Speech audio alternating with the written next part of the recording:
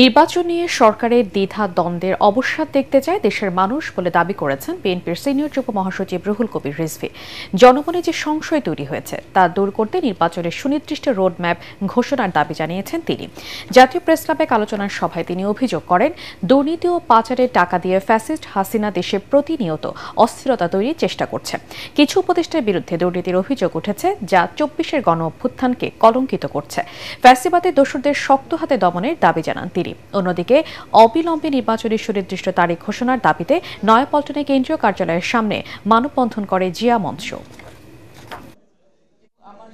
যে অবাধ এবং সুষ্ঠু নির্বাচন শেখ হাসিনা আত্মসাৎ করে এটা অদৃশ্য করে দেওয়ার চেষ্টা করেছেন, সেটিকে পুনঃপ্রবর্তন করবেন ডক্টর ইউনূস সাহেব, এটাই জনগণের প্রত্যাশা।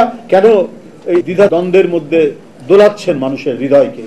পেন্ডুলামের মধ্যে ডিসেম্বর না জুন, এর মধ্যে দোল খাচ্ছে কেন? এটা সুস্পষ্ট করুন। ৬০ লক্ষ নেতাকর্মীর যে মামলা, সেই মামলা ৮ মাস চলে যাওয়ার পর এটা আদালতের সেলফে থাকার কথা ছিল না।